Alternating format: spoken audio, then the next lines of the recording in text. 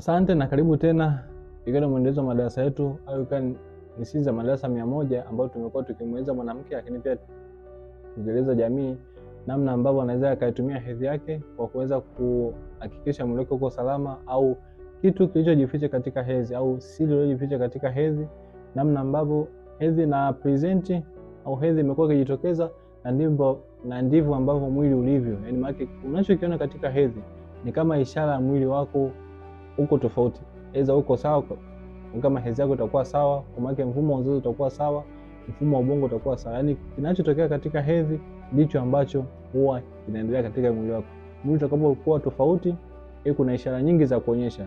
Moja ya ishara ambayo huwa mwili unapenda kuonyesha kwa upande wa mwanamke ni kuweza kuwa na mzunguko ambao ni hafifu au mzunguko imara, yaani maana umezidi sana, na wengine wamekuwa wakipata changamoto ya kukosa kabisa mzunguko. Kwa hiyo tunachokitazama ni kuhakikisha afya ya mwanamke inakuwa imara kwa kuweza kupata maarifa na kujua kitu gani ambacho kikiona ni hatari na kitu gani ambacho atakachokiona kwamba si hatari na wala asitilie mashaka, na hakikishe afya yake tu anazidi kudumisha na kuwa katika sehemu salama wakati wote.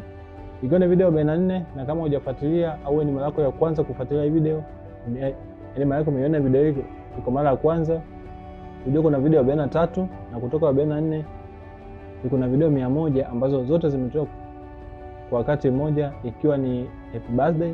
Nimezitoa kwa lengo la kujipongeza, lakini kwa kuwapongeza nyinyi ambao mnafuatilia mitandao ya kijamii kama YouTube, TikTok, Facebook na Instagram kama zawadi yangu kwenu. Kwa hiyo wewe zawadi yako kwangu mimi ni kusubscribe na kuweza kushare na kulike ili kuwafikia wengi zaidi, kwa sababu sio lengo tu la kunipongeza mimi, lengo ni kutoa elimu ambayo itakuwa na manufaa kwa jamii, kuhakikisha wote tunakuwa salama wakati wote.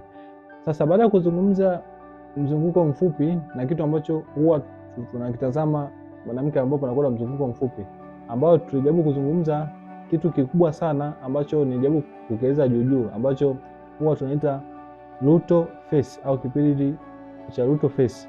Ni kipindi ambacho huwa kinaanza mwanamke anapotoka katika siku yake ya hatari mpaka hedhi nyingine, na kawaida lazima iwe ni siku 12 mpaka siku 14. Hiyo ni range ya kawaida ambayo kama itakuwa chini ya hapo itamfanya mwanamke kuwa na mzunguko mfupi, lakini mzunguko mrefu huwa unasababishwa mara nyingi na follicular stage, ambayo tutakuja kuzungumza siku nyingine au video nyingine inayofuata, kwamba follicular ni kipindi ambacho mwanamke anatoka hedhi mpaka kuingia siku yake ya hatari. Ile siku ya hatari inakuwa kama vile iko katikati. Kwa hiyo kuna hii ambayo inatoka siku yake ya hatari ambayo itakuwa ni luteal phase, lakini hii ya nyuma yake ni follicular phase. Tutakuja kueleza kwa upana zaidi na kuweza kuelewa nini ambacho nimezungumza, lakini leo tudini na kipindi hichi cha mbele ambacho baada ya kutoka siku yake ya hatari au ni fertility window. Hichi ni kipindi ambacho huwa ni constant, huwa mara nyingi ni siku 12 mpaka siku 14. Inapokuwa tofauti inaweza kupelekea mwanamke akawa na mzunguko mfupi zaidi. Lakini kipindi hichi ni kipindi ambacho hormone ya progesterone huwa inakuwa kwa kiwango kikubwa zaidi au inakuwa kwa kiwango cha juu kabisa, lakini ni kipindi ambacho huwa kinasaidia mimba kuweza kukaa au ukuta wa mji wa mimba kuweza kutengenezwa na kuruhusu yai ambayo limerutubishwa kule juu kuweza kufika na kuruhusu mimba kukua.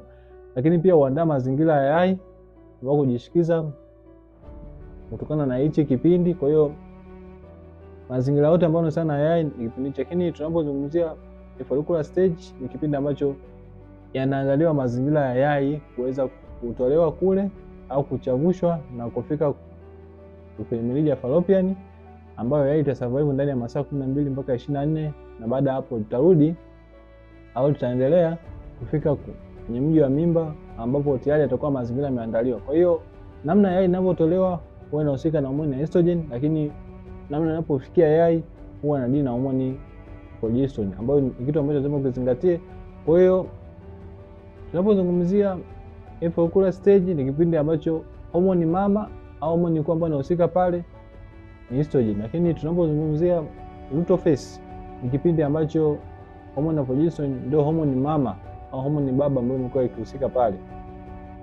Ni kipindi kifupi sana na kinaweza kusababisha mimba aidha kushindwa kujishikiza, yani kama ukuta ambao utaandaliwa utakuwa kwa kiwango kidogo, yani utakuwa ni mwembamba sana au utakuwa mnene sana, lakini pia kiwango cha damu ambacho kitakuwa kimeandaliwa kwa sababu ya kutoa nutrition au nutrient kwa yai ambayo itakuwa imetungishwa, itakuwa kiwango cha damu kitakuwa kidogo sana. Kwa hiyo inaweza kupelekea mimba kushindwa kujishikiza kwa sababu ya damu au ukuta ambao umetengenezwa, lakini pia inaweza kupelekea mimba ikaribika mapema zaidi. Kwa hiyo ni kipindi ambacho ni cha muhimu sana na kipindi ambacho inabidi wanacho makini sana. Inapotokea imekuwa kipindi kifupi, kwa maana yake mwanamke atakuwa na mzunguko mfupi, lakini unapokuwa na mzunguko mrefu, kwa hiyo kinachoathirika sio luteal phase, ni kipindi cha follicular phase ambacho huwa kinaweza kupelekea kusogeza mbele ovulation. Maana siku ya hatari ambayo mwanamke anatarajia kuwepo siku hizo yenyewe inakuwa tofauti au imekuwa mbele zaidi, na kupelekea kuathiri maisha ya mwanamke, lakini pia kuathiri afya yake ya uzazi. Luteal phase ni imara sana, ni kipindi ambacho watu wengi wamekuwa wakitumia kuweza kushiriki tendo la ndoa na bila kushindwa au matokeo yake wamekuwa hawapati ujauzito. Ni kipindi ambacho ni free zaidi na watu wengi wamekuwa wakitumia kipindi hicho na kuweza kuwa salama kabisa. Kwa hiyo ambao tamani utumie luteal phase na hauwezi kusoma mzunguko wako, unaweza kunitafuta kupitia namba 0716511107 0716511107. Hii ni namba ambayo unaweza kunitafuta na utaniambia nini unatamani kujifunza kuhusiana na hedhi, na nitakusaidia bila wasiwasi wowote. Asanteni, na mpaka wakati mwingine. Usisahau kulike, kushare na kusubscribe ili kupata madarasa mengi zaidi ya kiafya ambayo yatakuwa msaada.